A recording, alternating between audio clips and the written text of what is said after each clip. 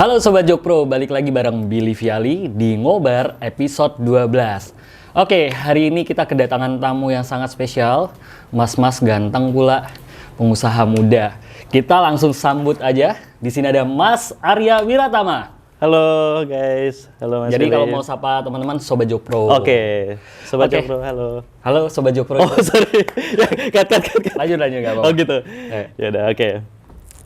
Gimana nih? Halo Sobat Jokpro. Oh gitu. ya udah. Halo Sobat Jokpro. Halo Mas Arya Wiratama. Halo. Apa kabar? Baik. Sehat Mas? Alhamdulillah sehat. Alhamdulillah sehat. Kalau boleh tahu, Mas Arya ini latar pendidikannya dari mana? Oke, jadi gue sendiri. Pakai gue apa lu sih? Ah, bebas. Oke, gue sendiri lulus dari Deakin University tahun 2013 ya. Deakin University kalau teman-teman tahu itu ada di Melbourne, Australia gitu ya. Australia guys. Gitu. Jauh ya? Oke, ya lumayan gitu. Oke, terus habis itu balik ke Indonesia, terus ketika itu melihat peluang, beberapa peluang, memang ya sempat naik dan turun gitu ya. Jadi ada beberapa kondisi yang memang pada saat itu tidak memungkinkan saya untuk datang ke ibu kota gitu, karena memang kan saya dari daerah ya, dari Surabaya gitu kan. Perbedaannya adalah mungkin ekonomi terpusat sehingga untuk posisi-posisi yang kita bisa bilang lebih ke profesional itu selalu ada di Jakarta gitu, sedangkan di daerah-daerah kan masih kurang untuk kita bekerja di tempat yang sektor yang profesional gitu. Nah, SDM ya. betul. Nah, pada akhirnya saya berinisiatif untuk membuka usaha gitu di Surabaya. Memang keadaan memang naik turun ya gitu ya. Jadi kadang itu kita bisa dapat di profit yang lumayan gitu, dan mungkin agak turun juga gitu ya. Tetapi secara garis besar memang kita bisa meningkatkan kesejahteraan dari teman-teman kita gitu yang bekerja sama kita. Oke, tapi sebelum jauh ke sana, aktivitas sehari-hari berarti sekarang ada di mana dan ngapain? Oke, kalau sekarang ini saya lebih suka aktif di trading sebenarnya gitu kan. Trading semacam ya, kalau teman-teman tahu digital gitu ya? Betul. Jadi ada saham, terus ada juga cryptocurrency gitu-gitu ya. Jadi kalau misalnya teman-teman tahu gitu, saat ini kan memang lagi booming gitu kan, di mana literasi digital itu sangat tinggi banget gitu. Orang-orang yang pecinta cryptocurrency seperti itu kan. Jadi ada yang pegang Doge, ada yang Bitcoin dan lain sebagainya. Banyak gitu jenisnya kan. ya? Betul, banyak jenisnya. Sehingga itu salah satu peluang yang bisa kita seriusin di dunia digital saat ini seperti itu. Jadi Mas Arya ini kuliah selesai di Aussie, terus balik ke Surabaya. Betul. Buka usaha ya. Betul. Di Surabaya, terus ke Jakarta. Dan Gitu sekarang kan. aktif main Di trading, betul. Ada yang lain ya Mas, selain main trading? Kalau yang lain sih masih belum ya. Saya juga masih belajar sebenarnya gitu kan, melihat potensi apa sih yang sebenarnya bisa saya kerjakan gitu. So far sih untuk saat ini itu dulu sebenarnya, lebih fokusnya ke sana. Nah, gitu. Mas, selain kegiatan-kegiatan yang tadi diceritakan oleh Sobat Jokpro, kira-kira Mas juga aktif nggak dalam kegiatan-kegiatan selain mungkin usaha, atau mungkin Mas ikut kegiatan sosial? Kalau untuk kegiatan sosial belum ya gitu, karena memang saya masih fokus untuk usaha, dan memang saya juga trader, jadi ya fokus ke trader juga seperti itu. Oke. Nah, dari backgroundnya nih Mas, gimana sih ceritanya akhirnya Mas bisa nyemplung ke usaha yang tadi Mas ceritakan? Oke, jadi memang tidak mudah ya sebenarnya buat buka usaha itu sendiri gitu loh. Karena apa? Dulu itu saya terbentur sama peraturan-peraturan. Kalau misalnya dulu itu kita itu harus membuka PT aja gitu ya. Kita harus punya modal cukup banyak gitu kan. Company ya? Iya, company harus legal segala macam kan, itu duitnya juga lumayan ya gitu kan. Jadi waktu itu saya buka usaha kecil-kecilan gitu ya. Apa tuh Mas, kalau boleh tahu?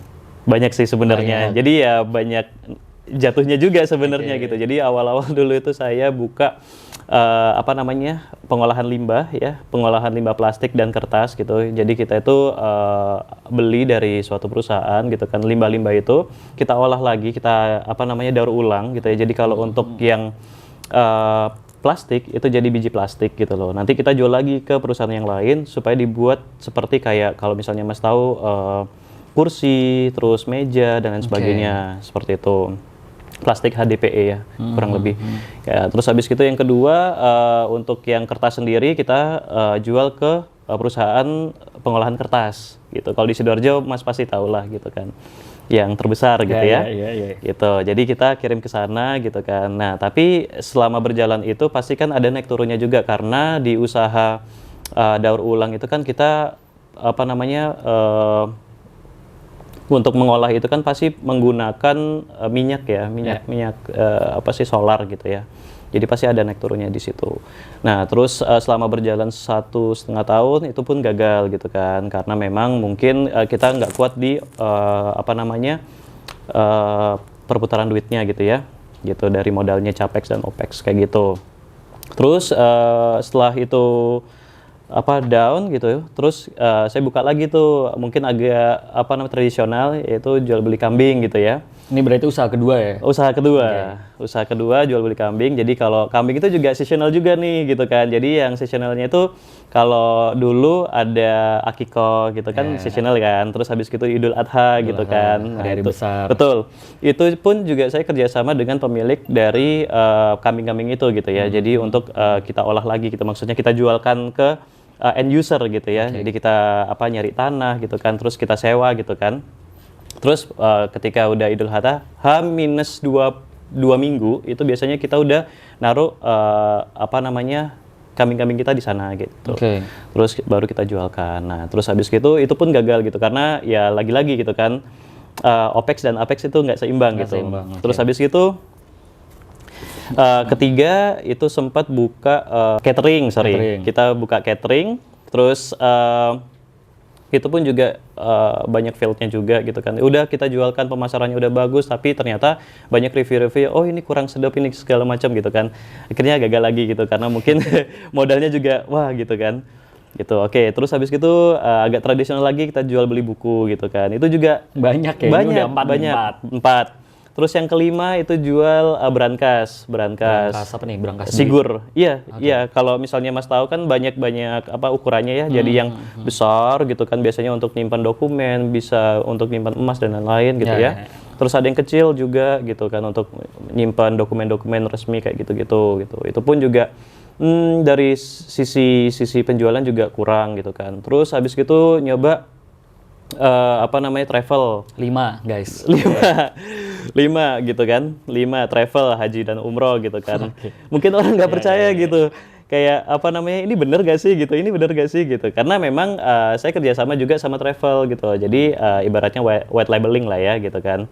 Itu pun juga gagal banyak, sampai 9 terakhir itu saya buka usaha minuman deh yang kayak seperti boba-bobaan gitu gitu. Cuman memang awal-awal oke lah gitu, 1,5 tahun oke, meningkat gitu kan, saya bisa buka 3 cabang gitu kan, tapi lama-kelamaan menurun gitu karena mungkin apa ya lokasinya segala macam. Nah itu sebenarnya kalau misalnya kita tarik garis lurus ya, garis besarnya seperti apa, pertama itu kalian harus lakukan riset sebenarnya, riset apakah produk ini itu dicari masyarakat, terus apakah lokasi kalian itu bagus.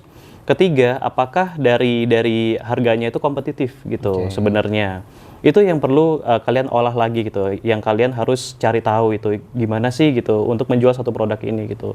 Nah, terus makin kesini makin paham, makin tahu bagaimana cara kita untuk mengolah apa namanya keuangan dan mengolah bisnis itu seperti apa gitu. Akhirnya saya memberanikan diri waktu itu membuat PT bareng teman saya karena memang saya percaya juga gitu ya. Oh ya, dan terpenting guys gitu, kalian ketika membuka PT itu juga harus apa namanya mencari orang-orang yang bisa kalian percaya gitu, karena ketika kalian nggak percaya atau mungkin kalian ada permasalahan apa, itu bisa dirembukin secara kekeluargaan gitu.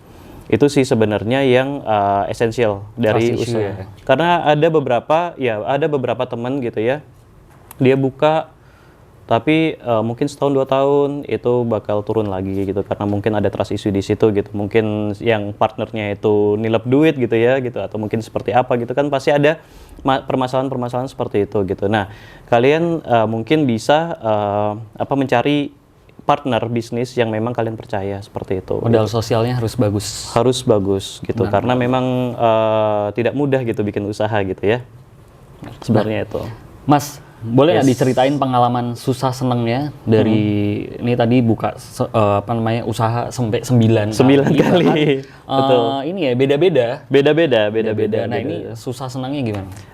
Ya, jadi kalau misalnya kalian nggak tahu passion kalian apa, sebenarnya itu balik lagi ke riset kalian sebenarnya. Kalian itu pengen fokus kemana sih sebenarnya? Seperti itu. Apa namanya keahlian kalian yang memang menjadi unique selling point kalian seperti itu, dan match dengan ilmu kalian. Misalnya saya sempat membuka agensi sendiri gitu ya, dan itu cukup bagus karena memang klien-klien saya itu pada waktu itu percaya gitu dengan kapabilitas saya sebagai pengusaha, dan memang klien-klien yang memang percaya dengan produk kami gitu pada waktu itu. Gitu, jadi benar-benar modal itu jaringan dan kepercayaan sebenarnya. Jadi kalau misalnya match dengan keahlian kalian itu jauh lebih bagus sebenarnya, seperti itu.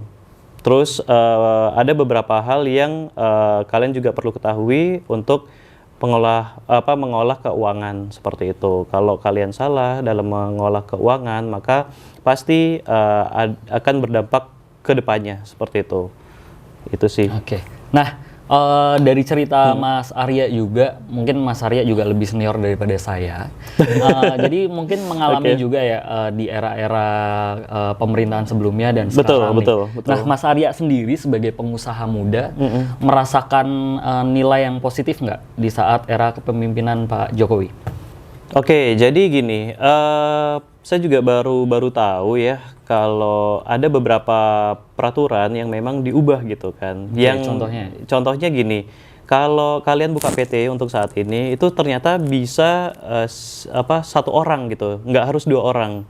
Nah, itu sebenarnya bisa menjadi satu acuan di mana kalian itu ya udah jadiin aja dulu PT-nya gitu kan, sebelum kalian mencari orang yang bisa kalian percaya seperti itu. Jadi kalian ngolah sendiri segala macam, tahu dari 0 sampai ke 10 ibaratnya gitu kan. Oh, cara pendaftaran PT itu seperti apa, terus cara untuk surat-suratnya siap dan lain-lain kayak gitu. Dan untuk pemerintahan sekarang itu benar-benar memperhatikan pengusaha-pengusaha baru gitu, yang dimana dari peraturan-peraturan itu benar-benar disimplify. Kita nggak perlu repot harus kesini gitu, tapi untuk satu pintu gitu kan. Jadi benar-benar terbantu banget sih Mas, kayak untuk daftar PT baru segala macam. Iya gitu. Jadi menurut saya sih cukup pro dengan pengusaha-pengusaha muda di Indonesia sih sebenarnya gitu. Apalagi kalau misalnya kalian tahu nih yang sekarang ini kan, kalau dulu kita susah ekspor ya gitu kan. Sekarang dengan hadirnya pemerintah itu kita bisa ibaratnya dibantu untuk ekspor barang gitu ke luar negeri gitu. Nah, salah satu contohnya memang saya lagi belajar untuk ekspor gitu ya. Jadi produk saya itu ada kokopit gitu ya, kokopit yang akan saya jual ke luar negeri. Nah, itu benar-benar terbantu. Jadi hadirnya pemerintah di luar negeri itu sangat membantu saya untuk mencari buyer-buyer gitu. Jadi kalian tinggal email aja ke atas perdagangan di luar negeri gitu ya. Jadi tolong dibantu untuk mencarikan penjual gitu. Biasanya mereka ada dibantu. Kalau saya kemarin itu sempat tanya dengan atas perdagangan di Dubai gitu. Benar-benar responsif gitu kan, 1 kali 24 jam mereka bakal bales. Terus mereka minta detailnya, minta surat-surat usaha kita segala macam, terus baru nanti bisa dicarikan untuk ke pembelinya, buyernya gitu ya. Jadi benar-benar hadirnya pemerintah itu kita rasakan sebenarnya kalau misalnya kalian fokus untuk membuka usaha ya, seperti itu. Dan juga saya juga dapat info juga kalau misalnya mau ke ekspor barang ke Singapura itu juga dipermudah juga kayak gitu. Yang jelas kalian perlu untuk sertifikasi gitu. Kalau misalnya kalian ekspor barang-barang seperti buah-buahan segala macam, itu ada sertifikasi khusus. Nah, seperti itu sih Mas. Saya masih belajar juga, tapi benar-benar saya rasakan gitu kayak pemerintah sekarang itu lebih responsif ya gitu. Oh, ternyata kita mendukung, bisa betul terbantu untuk buyer-buyernya ya kayak gitu-gitu sebenarnya. Itu yang masih saya dalamin sebenarnya. untuk saat ini untuk coba ekspor lah gitu. Benar, apalagi sekarang udah di era digital. Betul. Kalau nggak salah kan pendaftaran perusahaan baru tuh sudah OSS ya? Iya, salah satu platformnya Iya, untuk betul, single betul. sign on gitu Iya, kan. betul. Nah, Mas, jadi kan kalau Pak Presiden Jokowi sekarang itu mengajak para generasi muda Indonesia untuk segera memasuki dunia usaha Betul. dalam ekonomi digital saat ini. Iya. Nah, menurut Pak Jokowi sendiri bahkan ekonomi digital ini memberikan kesempatan besar untuk para anak muda yang ingin berbisnis. Nah, menurut Mas Arya Wiratama sebagai pengusaha muda menanggapi statement seperti itu gimana, Mas? Bagus sih, karena memang saat ini kan era pasti tetap terus going forward ya gitu ya. Jadi kita harus selalu update tentang digital itu sendiri gitu. Kalau misalnya kalian paham gitu kan, pemerintah itu sebenarnya memperhatikan kita gitu loh. Ini terlepas dari saya dukung pemerintah atau tidak gitu kan, tetapi dengan yang saya rasakan saat ini dan yang dulu gitu berbeda banget gitu, karena gini, pemerintah itu kan sekarang lebih cepat tanggap gitu kan, terus lebih aware dengan kondisi-kondisi saat ini gitu, apalagi sekarang yang tadi saya sudah ceritakan gitu ya, hadirnya cryptocurrency gitu, dimana pemerintah itu sadar gitu. Bahkan waktu saya lihat statementnya Pak Jokowi gitu kan, saya lupa itu apa, Pak Jokowi itu benar-benar paham gitu cryptocurrency. Wow, dia secara eksplisit itu bilang seperti itu. Itu adalah kegiatan-kegiatan anak muda yang bisa menghasilkan cuan sebenarnya. Seperti itu. Nah, alangkah lebih baik kita bisa belajar lebih dalam lagi mengenai digital, fokus ya kan. Dan bisa memberikan efek yang baik kepada lingkungan kita gitu. Misalnya salah satu contoh teman saya gitu ya. Teman saya itu orang Surabaya, dia fokus untuk berbisnis digital gitu kan. Nah, ternyata dari bisnis konsep yang sederhana dia bisa mengangkat derajat dari petani-petani lokal seperti itu. Jadi makanya itu sih yang saya concern gitu untuk saat ini. Oke. Gitu sih. Mas Arya punya pesan dan kesan nggak untuk mengajak anak-anak muda, khususnya Sobat Jokro nih, untuk secepatnya menjadi entrepreneur sebagai pilihan dan bukan paksaan? Ya, jadi kalau untuk saat ini better teman-teman gimana ya?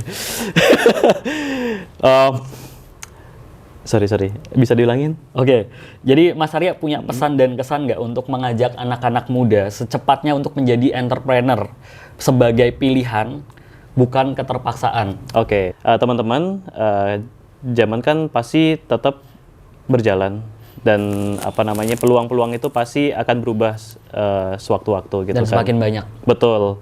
Nah, di sini saya mengajak teman-teman bisa berkolaborasi lah gitu kan di bisnis gitu, apalagi bisnis yang digital yang saat ini lagi booming gitu. Karena kenapa? Kita bisa membantu teman-teman kita gitu kan, apalagi di efek pandemi yang udah berjalan 2 tahun ya. Benar. Gitu, banyak pengurangan gitu ya, banyak pengurangan karyawan segala macam gitu loh. Nah, sedangkan mereka itu sebenarnya punya keterampilan gitu ya, mungkin teman-teman TV atau segala macam gitu kan punya sesuatu hal yang orang lain belum tentu bisa gitu kan, atau mungkin orang developer gitu yang sebenarnya punya potensial tapi tidak bisa kita garap gitu loh.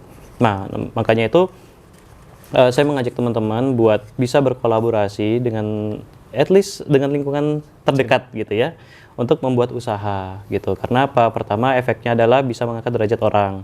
Kedua, bisa memfulfill kebutuhan diri sendiri. Ketiga, kalau misalnya kita berorientasi pada ekspor dan mungkin bisa dipakai oleh orang lain di luar Indonesia, akan meningkatkan devisa seperti itu. Nah, contoh-contoh seperti itu udah banyak banget, teman-teman bisa cari aja gitu kan. Nah, sebenarnya itu sih kenapa kita harus outstanding di regional dan dunia internasional seperti itu. Itu sih. Nah, Mas, bagaimana nih pendapat Mas Arya mengenai usulan bahwa Pak Jokowi akan menjabat menjadi 3 periode? Kalau menurut saya lebih baik apa ya, kita melanjutkan program yang sudah ada gitu, terlepas antara Pak Jokowi mau lanjut 3 periode atau tidak gitu, karena gini, peraturan yang sudah ada itu kan benar-benar membantu kita gitu loh. Kalaupun Pak Jokowi bisa 3 periode ya alhamdulillah gitu kan, bisa mungkin ada Pak Jokowi yang mungkin ada yang kurang, bisa kita lanjutkan lagi gitu kan. Seperti contoh mungkin kayak peraturan-peraturan yang mungkin kita nih aware sebagai pengusaha, ternyata dengan adanya 3 periode ini Pak Jokowi bisa mendengarkan aspirasi kita sebagai pengusaha gitu. Jadi mungkin ada yang di-upgrade peraturannya, ada yang mungkin dirubah atau mungkin yang dihilangkan yang terlalu berbelit-belit seperti itu. Disempurnakan lagi Disempurnakan ya, dengan lagi. program-programnya anak-anak Betul. pengusaha muda di Indonesia Betul, pastinya. betul. Benar-benar. Karena kan secara riset kita tidak bisa melihat 1 sampai 5 tahun gitu dalam berusaha, tapi jangka panjangnya. Nah, itu seperti apa? Sedangkan pemerintah juga biasanya melihat kan dari kompetensi kita, dari usaha kita seperti itu. Jadi itu salah satu riset yang bakal bagus banget untuk kedepannya. Oke. Nah, Mas, ini yang pertanyaan terakhir. Ada pesan khusus nggak nih Mas Arya kepada masyarakat Indonesia? Mengapa Indonesia perlu menjadikan Pak Jokowi presiden 3 periode berpasangan dengan Pak Prabowo? Wow. Karena gini, menurut saya dari sisi pengusaha, dari sisi peraturan, Pak Jokowi adalah pengusaha seperti itu. Jadi dia tahu nih, gitu kan. Apalagi dia bisa menjawab apa saja yang menjadi kendala-kendala pengusaha muda seperti itu. Di satu sisi, Pak Prabowo itu adalah basicnya adalah orang militer, sehingga mungkin bisa dibantu dalam arti bisa menjadikan Indonesia itu aman gitu ya, untuk aman dan nyaman untuk membuka sesuatu usaha dan lain sebagainya. Berbisnis dan lain-lainnya. Betul. Kalau Pak Jokowi kan memang basically pengusaha dan mengerti nih apa yang dibutuhkan, apalagi sekarang zaman milenial ya. Betul. Jadi ngerti banget nih. Ngerti banget gitu. Oke. Gitu. Nah, Sobat Jokpro, itu tadi dia obrolan saya bersama Mas Arya Wiratama pada hari ini mengulas tentang entrepreneur sebagai pengusaha muda di Indonesia. Nah, jadi buat teman-teman Jokpro tetap saksikan dan stay tune di channel YouTube Jokpro. Dan sebelum saya akhiri, Mas, kita minum dulu. Boleh, siap. Kayaknya aus. Cheers. Yoi, cheers biar gaul.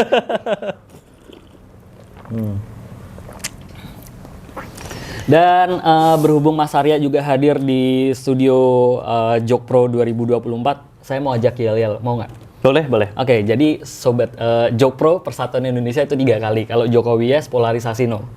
Pakai gerakan ya? Oke, boleh. Ini gerakannya bukan wakan. Oke.